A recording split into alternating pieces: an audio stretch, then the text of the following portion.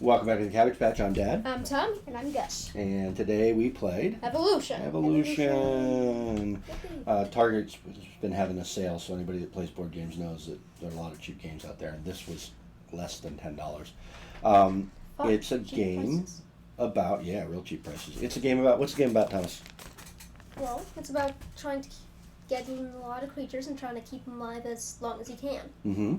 And adding traits to them and making them bigger, or making them more interesting, or giving them horns, or giving them shells, or giving them any number of things, right? Yeah. The game is based on these cards. They're trait cards. At the beginning of the game, you start with one creature. Yeah. And the creature is a size 1 and population 1. And you get 4 cards. And as you play the game, the very first thing you do, after you deal yourself your cards based on the number of creatures that you have, plus 3, is pick the food that you are going to contribute to the pond. There's a little number in the bottom corner. So you take one of the cards that you've been dealt, and you place it in the pond over here. Face down. And everybody places their card in the pond over here. And at some point you turn them over and you have some amount of food there. But you don't know how much food you have in there yet until one more stage happens. Then the first player, which gets this cool, very, very, very large meeple, dinosaur meeple, plays their cards. So at first you only have 3 cards to play because you played 1 for your food. And you can do one of, 3 things, right, Tommy? Yeah, 3 things. What are the 3 things? The 3 things are play a card, which is pretty simple. You play a card next to one of your creatures, and then that trait gets added to the creature. Right, and it's played face down. Yeah. Right. Sometimes, like Tommy, created a carnivore very late in the game, so I didn't know that that's what he was doing. But you play the cards face down, and that adds a trait to the creature. What else can you do? You can discard cards in one of 2 ways. You can discard a card to raise the stats of a creature shown by one of the blocks. Mm-hmm. Population or body size. Or you could discard a card to get an entirely new creature. Right. So you get these creature boards, you lay them out here. The orders matter because the traits sometimes affect creatures to the left or the right. Population does what? If you have more population, what's the benefit? You can eat more. You can fit more food in your stomach. Get more food out of the pond. It also is sort of like hit points. So if a carnivore shows up and starts eating you, instead of losing your creature entirely, you just lose population. Yeah. What about body size? What does that do? Body size makes it harder for you to be eaten and easier for you to eat creatures. If you're a carnivore. So carnivores with large body sizes it has to have a body size that's larger than its target, right? Unless it's got some other trait that is defensive, right? So in order for carnivores to eat, they have to attack other creatures. But we haven't gotten to the food part yet. So you play the cards, you can get them all laid out here, and eventually you're going to have a bunch of creatures. After you play cards, you reveal food, and that tells you how much food is in the pond.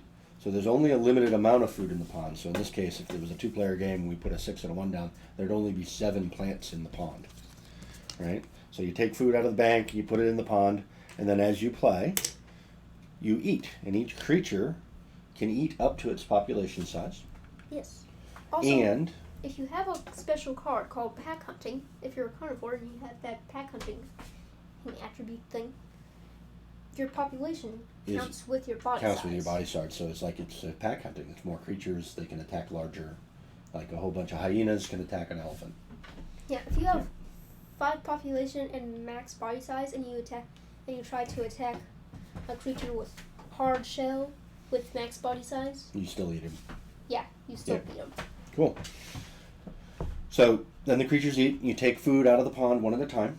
So the non-carnivores just take food out and they put it on their little player board. The carnivores have to pick a creature that they're bigger than, and then that knocks that creature's population down by 1 and gives you a meat, which is these tokens are double-sided, right? If your creature only has 1 population left and it's eaten, what happens? It goes extinct. Yeah. The board goes back into the board pile. Right. Any food that was on its token. Come back here and you get to collect that at the end of the turn, and those count as your points. And any cards get discarded, but you draw 1 card per discarded card. And that goes into your hand for your next turn. If there isn't any food in the pond when it's time to, and you still have hungry creatures, what happens? You okay? Yeah. The creatures lose population down to whatever food they have. Okay, and if they only are at one population and they have no food, they perish. They also go extinct, so the same thing happens for that. Then you take all the food, right? Then after everybody's fed and all the food's gone from the pond or everybody's no longer hungry, you take all the food off your boards, you put them behind your little player board here because you don't want people to know how many points you have, and you deal cards, select food, play cards, feed, over and over and over again until when it comes time to deal new cards, there are no cards left. There aren't enough cards left to deal, in which case you take the discard pile, you shuffle it, and you deal out cards for one last round.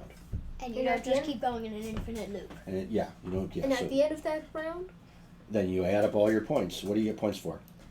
Eating food. You get 1 point per one food, and the 10 food tokens are worth 10. Yeah. 10. So that's just a way to keep, so we can keep food and things. So 1 point per food. What else? 1 point per attribute card. Right. So 1 point per. That's not what they're called in the game, attribute card. But yeah, trade card. Trade cards. Thank you. 1 point per trade card. What else do you get? 1 point per 1 point per population size. So if you have a population size of 1, you get 1 point. Population 2, you get 2. Yep. Tommy and I played a 2-player game.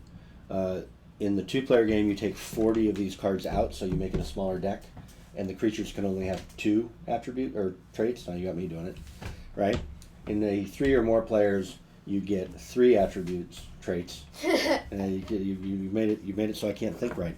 You get 3 traits per creature.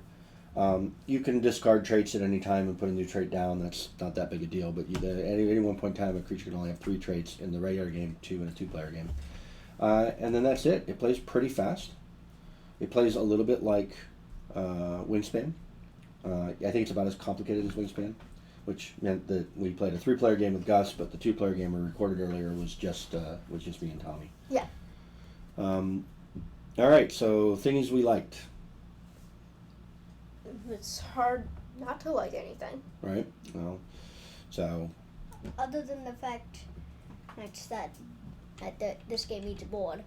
Other than the fact that this game, yeah. So yeah, the thing I didn't like about it, the only thing I didn't like about it is it's really hard to manage. This would benefit from some kind of player board or smaller, some kind of organization here.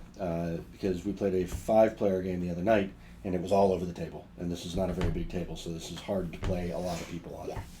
But what else? What did you like? So you liked. I liked the engine building because creatures can affect creatures that are next to them. If they have the right traits. If they have the right traits. Mm-hmm. They can also get extra food if they get the right traits, right? They have defensive traits. I think the art is beautiful. I think the card art is just wonderful. It's very brightly colored, and I really, really very much like the box. As far as I can tell, there are 4 defensive traits. There's climbing, which means only a carnivore with... Oh, there are 5 defensive traits, actually. There's climbing, which means only a carnivore with climbing can get at them. Mm-hmm. There's hard shell, which gives +4 to their body size. There's horns, burrowing. There's a great player aid in the... Oops. There's a great player aid in the box that lists out what all of them are. I think that was his phone. That was just a phone. It's okay. So there are defensive traits, there are carnivore traits, and then there are generic eating traits, plant traits. And there's a really great player aid that describes what it is. But anyway, so the traits make for interesting engine building. So did you liked the gameplay? Yeah? Yeah. And you thought it was a little complicated from the last time we talked about it, right? Other than that, I think it's a pretty good game. Anything to add? I'm ready to give it a score.